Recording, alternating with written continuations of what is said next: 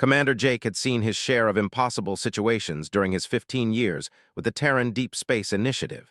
But standing in the crystalline throne room of the Empire, while an 8-foot-tall alien queen gazed at him with luminescent purple eyes, was definitely a first. The translation device in his ear crackled with static as Queen spoke in her melodious, otherworldly language. The past 6 months had been a whirlwind of diplomatic disasters and narrow escapes. Earth's first contact with the Empire had gone catastrophically wrong when Ambassador accidentally insulted their sacred fertility rituals during the initial meeting. What should have been humanity's triumphant entry into galactic civilization had instead resulted in a declaration of war against the entire human species. They weren't just any alien race. They controlled 17 star systems and commanded the most powerful fleet in this sector of the galaxy. Their warriors were genetically enhanced beings with exoskeletons that could deflect plasma fire, and their ships used technology that Earth's scientists couldn't even begin to understand. When they declared war on humanity, every military analyst on Earth had given the same assessment: total annihilation within 6 months. But humans had something they hadn't counted on: stubbornness, pure, bloody-minded refusal to give up even when facing impossible odds. Jake had volunteered for the suicide mission to Zephyr Prime not because he thought he could win, but because someone had to try. The plan was simple in its desperation: infiltrate the royal palace, locate Queen, and somehow convince her to call off the war. His superiors had given him a 20% chance of even reaching the planet alive, and a 0% chance of surviving the encounter with the Queen. The journey to Zephyr Prime had been harrowing. Jake's stealth ship, the Defiant, had slipped through 3 blockades using experimental cloaking technology that overheated every 12 hours. He'd survived on protein bars and recycled water, watching through the viewports as massive dreadnoughts patrolled the space lanes, searching for any sign of human presence. Landing on the planet had been another nightmare. Zephyr Prime was a world of impossible beauty, with floating cities connected by bridges of pure energy and forests that grew upside down from crystalline formations in the sky. But it was also heavily defended, with sensor grids that could detect a mosquito from orbit. Jake had crash-landed his ship in a methane swamp on the planet's dark side, then spent 3 days trudging through toxic fog and avoiding patrol drones. Getting into the royal palace had required every trick he'd learned during his special forces training. He'd scaled walls that hummed with defensive energy, crawled through ventilation shafts filled with deadly gas, and somehow convinced the palace guards that he was a new servant by mimicking their movement patterns and wearing stolen clothing that barely fit his human frame. Now, after all that preparation and planning, he found himself in the most important conversation of humanity's existence. And Queen wasn't asking about surrender terms or peace treaties. She was asking him something that made absolutely no sense. "Human," she said, her voice like crystal chimes in a gentle wind, "will you be my king?" The translation device in Jake's ear repeated the words 3 times, as if it couldn't believe what it was processing. He stared at the alien Queen, trying to understand what was happening. She was magnificent in a way that description, with skin that seemed to be made of living starlight and hair that flowed like liquid mercury. Her dress appeared to be woven from the aurora itself, shifting and dancing with colors that had no names in any human language. "Your Majesty," Jake began, his voice hoarse from the journey, "I think there's been some kind of misunderstanding. I'm here to discuss the war between our peoples." Queen rose from her throne with fluid grace, each movement causing ripples of light to cascade across the crystalline walls of the chamber. She was even more imposing standing up, towering over Jake's 6-foot frame, but there was something in her luminescent eyes that spoke of loneliness rather than menace. "There is no misunderstanding, brave human," she said, stepping closer to him. "For 3 cycles I have studied your species through our encounters. Your people fascinate me in ways I cannot express. Where my subjects see enemies, I see potential. Where they see weakness, I see strength unlike anything in our galaxy." Jake's military training screamed at him to be ready for an attack, but his instincts told him something else entirely was happening here. "What do you mean?" The Queen gestured to the walls around them, and suddenly they came alive with holographic displays showing scenes from the war. Jake watched in amazement as the images showed human resistance fighters holding off assault troops with improvised weapons. He saw civilian evacuation fleets that had somehow outmaneuvered the Empire's fastest interceptors. He watched human engineers jury-rigging broken equipment in the middle of battle, keeping their ships running with nothing but spare parts and determination. Your species does something mine has forgotten, Queen said softly. You adapt, you overcome, you refuse to accept defeat even when logic demands it. Do you see this battle here? The hologram zoomed in on a space station defense, where a handful of human fighters had held off an entire battle group for 6 hours, using nothing but mining equipment and cargo haulers converted into weapons platforms. My generals told me this station would fall in 20 minutes, the Queen continued. Your people held it for 6 hours with inferior technology and no hope of reinforcement. They did it through pure determination and creative thinking. When their weapons failed, they used industrial tools. When their tools failed, they rammed our ships with cargo containers. When those were gone, they broadcast music across all frequencies. Jake remembered hearing about that battle. The human defenders had started playing Earth's greatest hits on every communication channel, turning their last stand into an impromptu concert that had been picked up by news services across the galaxy. Music, he asked. Your songs, the Queen said, and for the first time, Jake heard something like wonder in her voice. In the middle of a battle they were losing, your people sang. They shared joy and defiance with each other through rhythm and melody. My warriors had never encountered anything like it. Some of them stopped fighting just to listen. The holographic display shifted to show the aftermath of various battles, and Jake began to understand what the Queen was seeing. Humans didn't just fight, they did impossible things. They built new weapons out of broken equipment. They turned defeats into victories through sheer creativity. They faced annihilation with jokes and songs and an unbreakable spirit that seemed to defy the very concept of surrender. My empire has conquered 47 species, Queen said, moving closer to Jake. All of them followed the same pattern. They fought with honor, they lost with dignity, and they accepted their place in our hierarchy. But humans, she paused, searching for words. Humans break the pattern. You make us question everything we thought we knew about conquest and strength. Jake felt a chill run down his spine as he began to understand the implications. You're not just studying us for military intelligence. No, the Queen admitted. I am studying you because you represent something my people have lost. We became so powerful, so advanced, that we forgot how to truly struggle. We forgot how to grow. Your species reminds us of what we once were before we became conquerors of the stars. The throne room fell silent except for the gentle humming of the crystalline formations that lined the walls. Jake found himself looking into the Queen's eyes and seeing not an alien conqueror, but something almost heartbreakingly familiar. Loneliness, the burden of leadership, the weight of making decisions that affected billions of lives. You want me to be your king, he said slowly, but what does that actually mean? Queen smiled, and the expression transformed her features in a way that made Jake's breath catch in his throat. It means partnership, she said. It means bringing human creativity and adaptability to an empire that has grown stagnant. It means showing my people that there are ways of living and fighting and growing that we have never imagined. She moved closer, and Jake caught the scent of ozone and starlight that seemed to surround her. Your species has fought us to a standstill with technology that is centuries behind our own. You have done this through ingenuity, determination, and a refusal to accept limitations. Imagine what you could accomplish with access to our resources and knowledge. Jake's mind raced through the possibilities. Humanity had been losing the war through sheer technological disadvantage, but if they had access to science and industry, the balance of power in the galaxy could shift overnight. And in return, he asked, you teach us how to be human, the Queen said simply. You show my people how to improvise, how to adapt, how to find joy and creativity in the midst of struggle.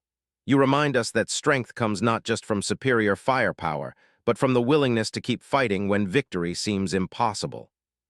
Jake looked around the throne room, taking in the alien architecture and impossible technology, and realized that this moment would determine not just his own fate, but the future of both their species. The weight of that responsibility should have crushed him, but instead, he felt something distinctly human rising in his chest. The same stubborn refusal to back down that had brought him this far. Queen extended her hand to him, palm up, in what appeared to be a gesture of invitation. Her skin seemed to pulse with inner light, and Jake could feel the warmth radiating from her even at arm's length. I'm not a diplomat, he said. I'm not a politician or a negotiator. I'm just a soldier who volunteered for a mission that everyone said was impossible. Perhaps, the Queen replied, that is exactly what we need. As Jake reached out to take her hand, he couldn't help but smile at the absurdity of the situation. He'd come to Zephyr Prime expecting to die in a desperate attempt to save humanity. Instead, he was being offered a chance to change the entire galaxy. It was exactly the kind of impossible situation that humans specialized in turning to their advantage. The moment their hands touched, Jake felt a surge of energy that seemed to connect him to something vast and ancient. The Queen's eyes widened in surprise, and the crystalline walls of the throne room began to resonate with harmonic frequencies that sounded almost like music. "Fascinating," Queen whispered. "I did not expect the bond to form so quickly." "Bond?" Jake asked, but even as he spoke, he could feel something changing in his perception. The alien architecture around him no longer seemed foreign and incomprehensible. Instead, he began to see the elegant mathematical relationships that governed its construction, the way energy flowed through the crystalline formations like blood through veins. "The royal bond," the Queen explained, her voice taking on a musical quality that seemed to resonate directly with Jake's consciousness. "It allows rulers to share knowledge and understanding across species barriers. I had hoped it would work with a human, but I could not be certain until now." Jake felt knowledge flooding into his mind. Language, history, technology, culture, centuries of civilization downloading into his consciousness like files being transferred to a computer. But it wasn't just information, it was understanding. He could feel the Queen's loneliness, her frustration with an empire that had grown complacent, her desperate hope that humanity might represent a new path forward. And he could sense her feeling his thoughts in return. His memories of Earth, his determination to protect his species, his own loneliness as a soldier who had spent his life fighting battles that seemed to have no end. She was experiencing human stubbornness and creativity from the inside, and he could feel her amazement as she processed the sheer audacity that had driven him to attempt this mission. "This is why you need humans," Jake said, understanding flooding through him. "You've become so advanced that you've forgotten how to take risks. You've optimized everything to the point where there's no room left for the unexpected." "Yes," the Queen agreed. "We calculate probabilities and follow the most efficient paths. We have eliminated uncertainty from our decision-making processes. But uncertainty is where growth happens. Uncertainty is where innovation is born." As the bond between them strengthened, Jake began to see the true scope of what Queen was offering. This wasn't just about ending the war between humans and... This was about creating something entirely new, a fusion of human adaptability and resources that could reshape the balance of power in the galaxy. But it was also about something more personal. As he looked into the Queen's luminescent eyes, Jake realized that she wasn't just offering him a political alliance. She was offering partnership in the truest sense, two beings from different worlds working together to build something that neither could achieve alone. The crystalline chamber around them continued to hum with harmonic frequencies as the implications of their bond began to settle in. Jake, a human soldier from Earth, was about to become the king of an alien empire. It was impossible, audacious, and completely insane. In other words, it was exactly the kind of plan that humans excelled at making work. 3 weeks after accepting Queen's proposal, Jake discovered that being the king of an alien empire was considerably more complicated than surviving behind enemy lines. The royal chambers of the palace were a maze of crystalline corridors that shifted configuration based on the time of day, and Jake was still getting lost on his way to breakfast. The morning briefing with the High Council had become the most challenging part of his new routine. 8 ancient beings who looked like they were carved from living gemstones sat around a table that existed in 4 dimensions simultaneously, discussing matters of state that affected 17 star systems. Jake's translation implant worked overtime to keep up with concepts that didn't exist in human language, and his brain ached from processing information about species he'd never heard of and political situations that made Earth's United Nations look like a children's playground. "The Crystalline Syndicate is demanding reparations for the mining incident in the Altair system," announced High Counselor, a being whose voice sounded like grinding quartz. "They claim our expansion into their traditional territories violates the Compact of Eternal Commerce." Jake rubbed his temples, trying to process yet another interstellar dispute that somehow fell under his jurisdiction as co-ruler. "What kind of reparations?" 7 billion standard credits and the surrender of 3 mining worlds," replied, his faceted eyes glinting with what Jake had learned to recognize as amusement. Also, they want your head mounted in their trophy hall as a symbol of human arrogance. Well, that's not happening, Jake said firmly. What's our position on this? High Counselor, whose crystalline form pulsed with soft blue light, leaned forward. Traditionally, we would simply crush the crystalline syndicate and absorb their territories. They are technologically inferior and could not resist our fleet. And now, Jake asked, though he already suspected the answer. Now we have a human king who insists on finding creative solutions to problems that could be solved with superior firepower, said, and Jake couldn't tell if the tone was disapproving or admiring. This was the central challenge Jake faced every day. The Empire had built its power on the simple principle that might makes right. For centuries, they had expanded across the galaxy by conquering anyone who stood in their way. It was efficient, predictable, and utterly without imagination. But Jake's human perspective was forcing them to consider alternatives they had never imagined. Instead of crushing opposition, what if they negotiated? Instead of demanding surrender, what if they offered partnership? Instead of ruling through fear, what if they earned loyalty through mutual benefit? Tell me about the mining incident, Jake said. What exactly happened? His crystalline form shifted colors as he accessed data files. Our geological survey teams discovered significant deposits of refined quantum crystals in a system the crystalline syndicate considers their ancestral territory. When we moved to establish mining operations, they objected. Our response was to establish orbital defense platforms and inform them that the system was now under protection. Jake sighed. It was the same pattern he'd been seeing in briefing after briefing. The Empire had grown so accustomed to taking what they wanted that they had forgotten how to ask permission. Did anyone think to maybe talk to them first? Find out if they'd be willing to establish a joint mining operation or negotiate a fair trade agreement. The silence around the council table was so complete that Jake could hear the harmonic resonance of the palace's crystal formations. Finally, spoke. Your Majesty, the Crystalline Syndicate is a minor power with outdated technology and limited military resources. Why would we negotiate with them as equals when we could simply take what we need?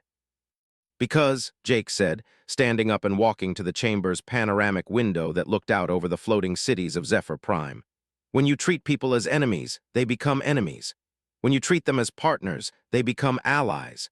And allies are a lot more useful than conquered territories that require constant military occupation. Through the window, Jake could see the impossible beauty of the cities that floated on platforms drifted between crystal formations that stretched from the planet's surface to its upper atmosphere.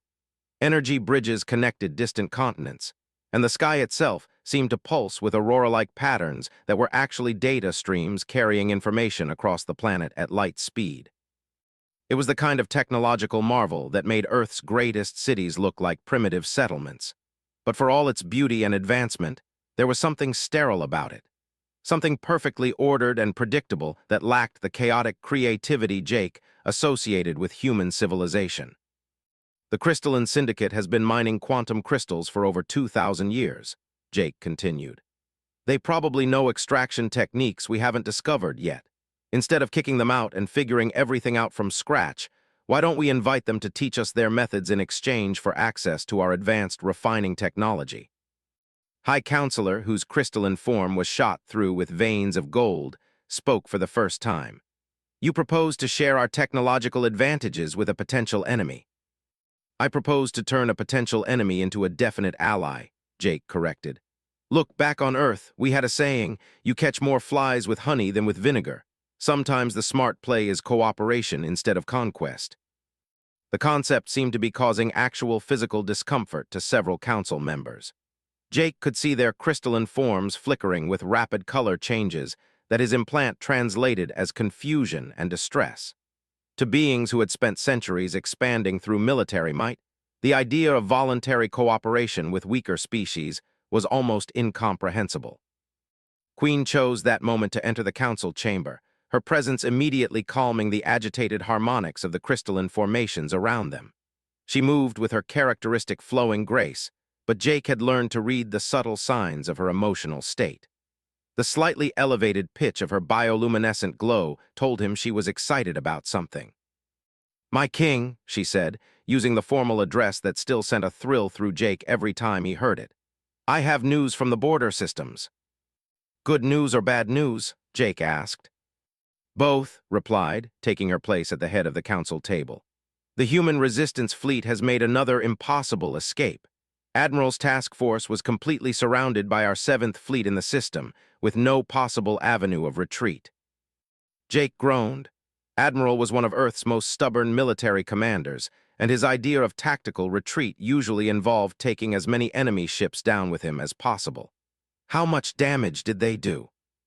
Surprisingly little, said, and Jake could hear the puzzlement in her voice. They disabled 7 of our ships without destroying them, then transmitted a message before escaping through what our analysts are calling a tactically impossible maneuver. What did the message say? Touched a control panel, and a holographic display materialized above the council table. Admiral's weathered face appeared, grinning with the kind of confidence that Jake had seen on human faces right before they did something completely insane. This is Admiral Sarah of the Terran Defense Force, the recording began. To our new king, Jake, and queen of the Empire, we know you're trying to work out some kind of peace deal, so we figured we'd give you a demonstration of good faith. Consider those ships a gift. We could have blown them to scrap, but we decided to just give them a little timeout instead. Jake couldn't help but smile. It was such a perfectly human gesture, refusing to kill enemies they could have destroyed, just to make a point about mercy and restraint. The recording continued. We've been monitoring communications, and we hear there's some kind of mining dispute with the Crystalline Syndicate. Funny thing about that, we've been trading with the Syndicate for the past 6 months. Turns out they make excellent partners when you approach them with respect instead of orbital bombardment platforms. The council chamber erupted in harmonic discord as the implications of words sank in. Jake felt his own excitement rising. If humans had successfully established trade relations with the Crystalline Syndicate, it proved that his approach could work on a larger scale. There's more, Admiral's recording continued. The Syndicate has some very interesting things to say about expansion policies. Seems like you've made quite a few enemies over the years, but you've also missed some incredible opportunities for partnership. We're sending you a data package with some proposals that might interest you. Think of it as humanity's contribution to galactic peace. The hologram flickered and disappeared, leaving the council chamber in stunned silence. Jake looked around at the crystalline beings who had become his advisors and colleagues, seeing their confusion and uncertainty written in the patterns of light that flickered across their surfaces. Your Majesty, said slowly, if humans have established independent diplomatic relations with species in our sphere of influence, the implications for imperial policy are significant. Significant how? Jake asked, though he was already beginning to understand the answer. It means your people are treating the galaxy as a place where cooperation is possible, said softly, while we have been treating it as a territory to be conquered, and they are succeeding where we have been creating conflict. Jake felt the weight of the moment settling around him. This wasn't just about resolving a mining dispute or managing the aftermath of humanity's first contact with galactic civilization. This was about fundamentally changing how an entire empire understood its place in the universe. Show me the data package, he said. What appeared in the holographic display made Jake's breath catch in his throat. Admiral hadn't just negotiated trade agreements with the Crystalline Syndicate. She had apparently been conducting diplomatic outreach across half the galaxy, establishing contact with dozens of species that the Empire had either conquered or alienated over the centuries. The data showed trade networks, mutual defense pacts, cultural exchange programs, and technological sharing agreements. All of it based on the radical human principle that different species could work together for mutual benefit instead of one dominating all the others. This is impossible, High Counselor said, his crystalline form cycling through rapid color changes. How did humans establish this network in less than a year? Because, Jake said, understanding flooding through him, we didn't assume we were the most important species in the galaxy. We asked what we could offer instead of demanding what we could take. He stood up and walked to the center of the chamber, where the holographic display showed a real-time map of human diplomatic activities. Tiny ships were moving between star systems, carrying not weapons or invasion forces, but ambassadors and trade goods and cultural exchanges. Look at this, Jake said, pointing to a cluster of systems near the galactic core. Humans are teaching the mineral communes advanced metallurgy techniques in exchange for rare earth elements. Here, they're providing medical aid to the nomadic collectives in return for star charts of unmapped regions. And here, they're sharing Earth's entertainment media with the contemplative orders, who are so fascinated by human storytelling that they're offering to teach us their meditation techniques. Queen moved to stand beside him, her luminescent eyes reflecting the patterns of light from the holographic display. Your species has built more lasting alliances in 1 year than our empire has established in centuries of conquest. Because we're offering friendship instead of demanding submission, Jake said. We're showing other species what they can gain from working with us, not what they'll lose if they oppose us. The implications were staggering. If human diplomacy continued to succeed, it would create a network of allied species that could challenge hegemony through cooperation rather than military force. But more than that, it would prove that there was a better way to organize galactic civilization. "What do you propose we do?" asked. Jake looked around the council chamber, taking in the faces of beings whose species had ruled through superior technology and military might for longer than humans had existed. They were looking to him for leadership, for a vision of how their empire could adapt to a galaxy where cooperation was becoming more powerful than conquest. "We join them," he said simply. "We stop being conquerors and start being partners. We use our resources and technology to support the network that humans are building instead of trying to control it." The silence that followed was so profound that Jake could hear his own heartbeat.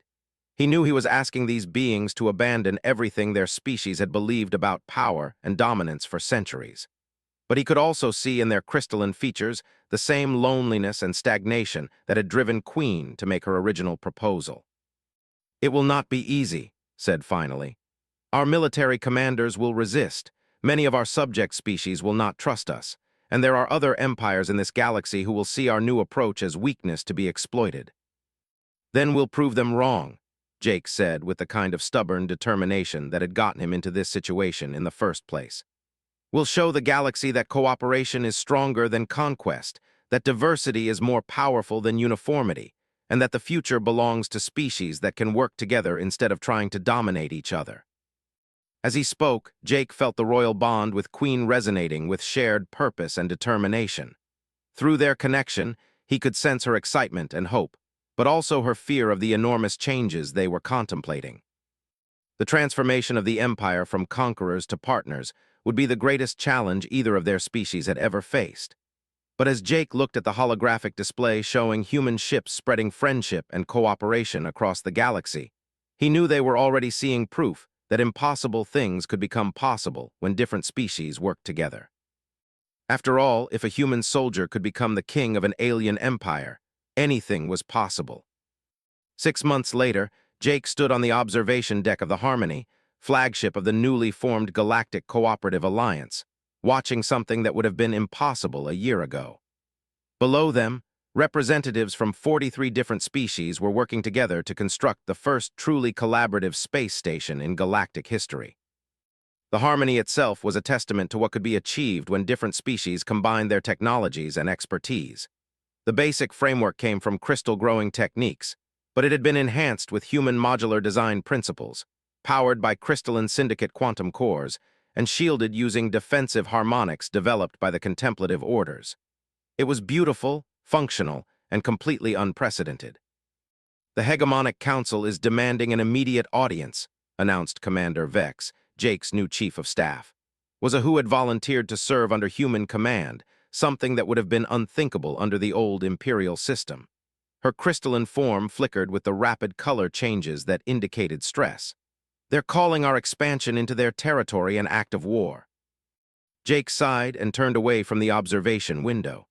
The Hegemonic Council represented 12 species that had formed their own alliance based on the traditional principles of conquest and dominance. They viewed the Galactic Cooperative Alliance as a threat to everything they understood about how galactic politics should work. "How many ships are they bringing to this diplomatic meeting?" Jake asked. 300 battle cruisers, according to our scouts," replied, "including 5 planet killers and at least 20 ships equipped with reality-warping weapons." "So not really a diplomatic meeting," Jake observed.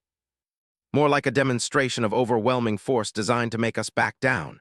Queen said as she entered the observation deck. Even after months of working together, Jake still felt a thrill when she appeared. Her luminescent beauty had not dimmed with familiarity, and the royal bond between them had only grown stronger as they faced each challenge together.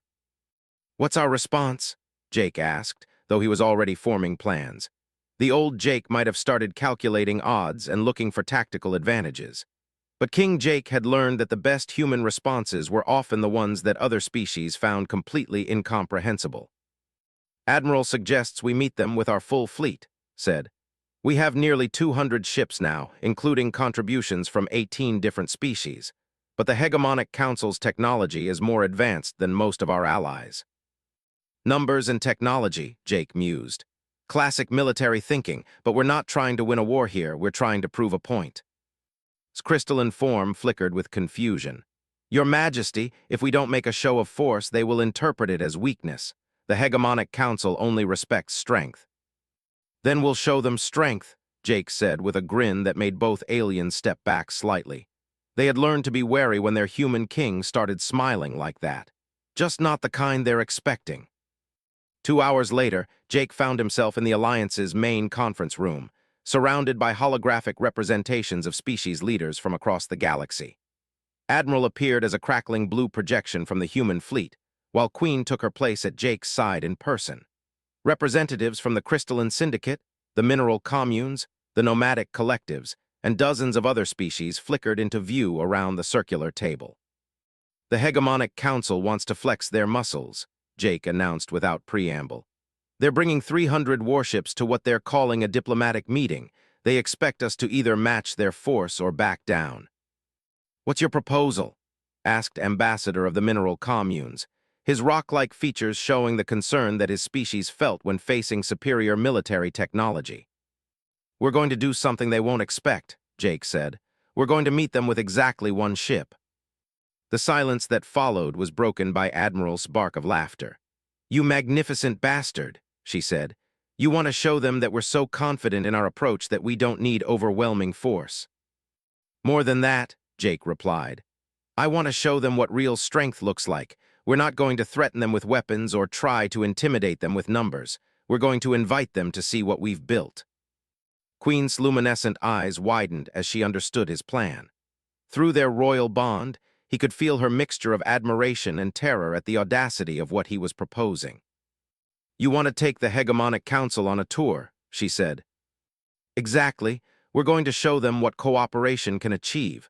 We're going to let them see our cities, our technology, our people working together. And then we're going to ask them if they want to join us instead of fighting us." The holographic representatives around the table erupted in a cacophony of different languages as species debated in their native tongues.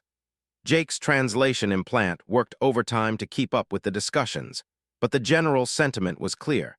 They thought he was either brilliant or completely insane. "The Hegemonic Council has destroyed species for lesser provocations than showing up to a military confrontation with a single ship," warned representative of the contemplative orders. "This could be interpreted as supreme arrogance." "Or supreme confidence," Jake countered. "Look, every species in this room has joined the Alliance because we offered them something better than what they had before.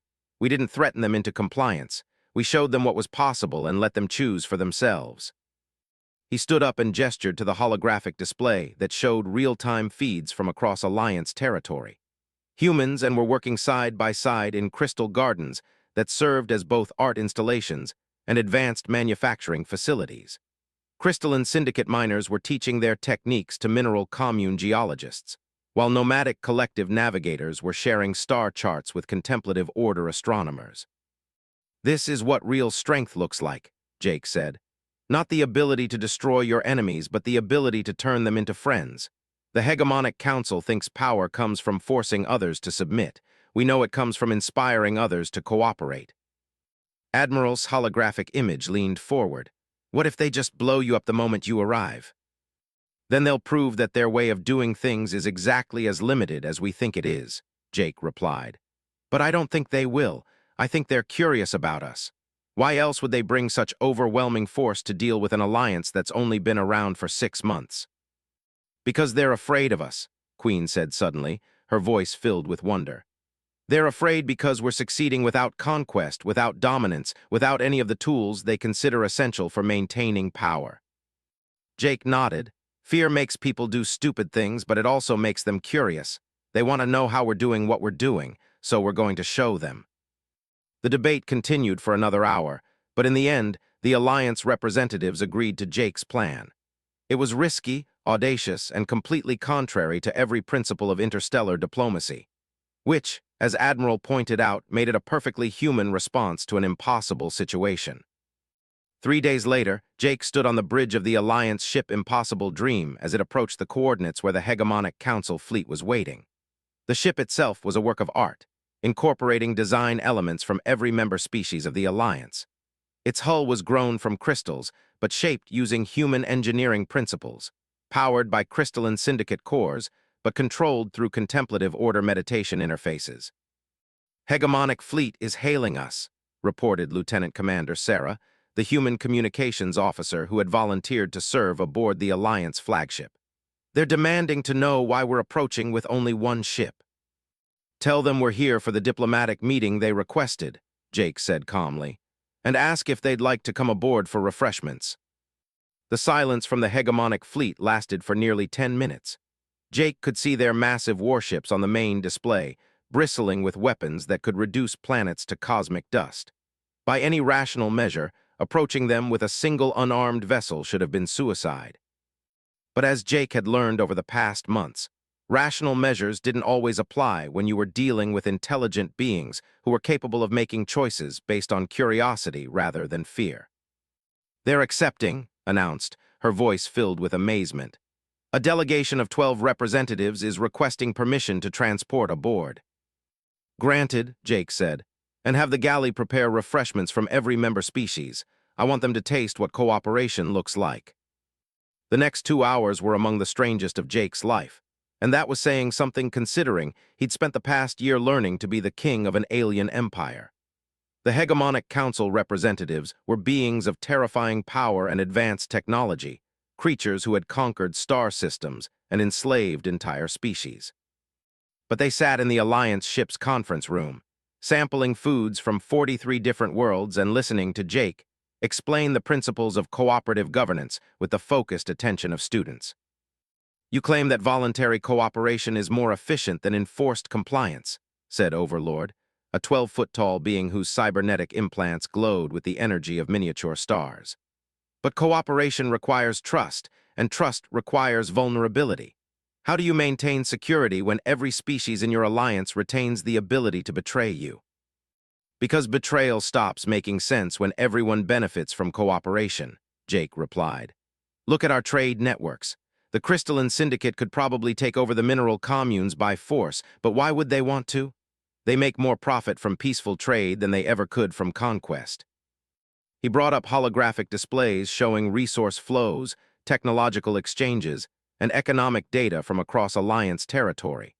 The numbers were staggering. In 6 months of cooperative governance, member species had achieved technological advances that would have taken decades under traditional systems. "But what about expansion?" asked Regent, whose species had built their empire on the principle of eternal growth through conquest. "How do you accommodate the natural desire for territorial expansion without conflict?"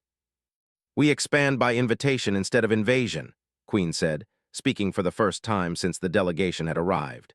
"When species see what we've accomplished through cooperation, many of them ask to join us. We've doubled our territory in the past 3 months without firing a single shot." Jake watched the hegemonic council representatives process this information, seeing the conflict between their ingrained assumptions and the evidence presented before them. These were beings who had built their entire understanding of power on the principle that the strong should dominate the weak. The idea that strength could come from lifting others up instead of holding them down challenged everything they believed about how the universe worked. "You're asking us to abandon a proven strategy," Overlord said finally. "The hegemonic council has maintained stability through superior force for over 2,000 years. "Has it?" Jake asked. "How much of your resources go to maintaining control over conquered territories? How much effort do you spend putting down rebellions and managing resistance movements? How much technological development do you lose because you're afraid to share knowledge with species you've enslaved?" The silence that followed was telling. Jake could see from their body language that the hegemonic council representatives were beginning to understand the true cost of their dominance-based approach to galactic governance. What you've built here is impressive, Regent admitted. But it's also fragile. What happens when you encounter a species that refuses to cooperate? What do you do with beings who only understand force? Jake smiled, and for the first time in the conversation, he let some of his old military training show through. You know, that's a really good question. Maybe you'd like to see our answer. The tour that followed took the hegemonic council delegation through every section of Alliance territory. They saw human engineers working alongside crystal growers to create architectural marvels that combined beauty with functionality. They visited crystalline syndicate mining operations, where workers from a dozen different species shared techniques and innovations that boosted productivity while reducing environmental impact. But the stop that seemed to have the greatest impact was their visit to the Redemption Gardens, a facility that Jake was particularly proud of. The gardens were home to former pirates, raiders, and other criminals who had chosen rehabilitation over punishment. Instead of execution or imprisonment, the Alliance offered these individuals the chance to learn new skills and contribute to cooperative society. This being was responsible for the destruction of 17 civilian transports, Overlord said, gesturing to a reformed pirate who was now teaching navigation techniques to young Alliance cadets. Under our system, he would have been executed immediately. And you would have lost the chance to benefit from everything he learned during his years as a raider, Jake replied. He knows more about unconventional ship handling than any of our academy instructors. His students are becoming some of the best pilots in the Alliance. But what about justice for his victims? He spends half his time working with victim families, making amends through service and education, Queen explained. Justice isn't just about punishment, it's about healing and preventing future harm. Jake watched the hegemonic council representatives struggle with concepts that challenged their fundamental assumptions about order and control. In their system, beings who broke rules were destroyed or enslaved. The idea that they could be reformed and turned into productive citizens was almost incomprehensible. The final stop on their tour was the Alliance's capital world, where beings from dozens of species lived and worked together in cities that grew like living organisms. Architecture flowed and changed based on the needs of inhabitants, powered by energy systems that turned waste into resources and conflict into innovation. How do you resolve disputes between species with incompatible biological needs? Asked Regent as they walked through a district where methane-breathing beings lived alongside oxygen users in buildings that provided both atmospheres simultaneously. Engineering, Jake said simply. Instead of forcing everyone to conform to the same standard, we design systems that accommodate different requirements. It's more complex, but it's also more stable. As the day wore on, Jake could see the change happening in the hegemonic council representatives. They had arrived expecting to find a weak alliance of inferior species that could be easily intimidated or conquered. Instead, they were discovering a new model of civilization that achieved stability through adaptation rather than control. The final moment of their visit came when Overlord asked the question Jake had been waiting for. If we were to consider joining your alliance, the massive being said carefully, what would be required of us? Jake felt Queen's excitement through their bond, but he kept his expression calm. Same thing we ask of everyone. Stop trying to control others through force and start contributing to the common good through cooperation. Help us build something better than what any of us could achieve alone. And if some members of the hegemonic council refuse to accept this change, then they're welcome to continue on their current path, Jake said. But they'll be doing it without the benefits of Alliance membership. No access to our trade networks, our technological exchanges, or our collective defense agreements. It was a masterful bit of diplomacy. Jake wasn't threatening the hegemonic council with military force or demanding their immediate surrender. He was simply offering them a choice between isolation and cooperation, and letting them decide for themselves which option served their interests better. 3 hours after the hegemonic council delegation returned to their fleet, Jake received a message that changed the balance of power in the galaxy. 8 of the 12 hegemonic council species had voted to join the Galactic Cooperative Alliance. The remaining 4 had chosen to maintain their independence, But without the unified strength of the full council, they no longer posed a significant threat to Alliance expansion. As Jake stood on the observation deck of the Impossible Dream, watching former enemy ships moving into formation with Alliance vessels, he reflected on how far they had all come. A year ago, he had been a human soldier volunteering for a suicide mission to save his species. Now he was the co-ruler of the largest peaceful alliance in galactic history. Queen joined him at the observation window, her luminescent presence bringing warmth to the crystalline bridge. "The transformation is almost complete," she said softly.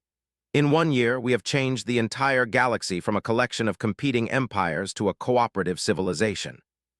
"Not bad for a guy who used to get lost on his way to breakfast," Jake replied with a grin. Through their royal bond, he could feel some amusement and deep affection. But he could also sense something else. A feeling of completion, as if they had both found something they hadn't even realized they were looking for. "What happens now?" she asked. Jake looked out at the ships moving in perfect harmony through the void, each one crewed by beings from different worlds working together toward common goals. In the distance, he could see the lights of Alliance cities growing on worlds that had once been battlefields. And beyond that, he could sense the vast potential of a galaxy learning to see cooperation as strength instead of weakness. "Now we keep building," he said. "We keep proving that impossible things become possible when different people work together, and we keep showing the universe that the future belongs to those who choose friendship over conquest." As if summoned by his words, a new message appeared on the communication display. It was from the Outer Rim territories, a region of space that had remained neutral in all galactic conflicts for centuries. They were requesting membership in the Galactic Cooperative Alliance. Jake squeezed luminescent hand and smiled. The galaxy was a big place, full of species that had never imagined alternatives to conflict and domination. But they were learning, one world at a time, that there was a better way to live among the stars. After all, if an alien queen could fall in love with a human soldier's vision of cooperation, and if that soldier could become the king of an empire built on friendship instead of fear, then anything was possible. The impossible had become inevitable, and the galaxy would never be the same.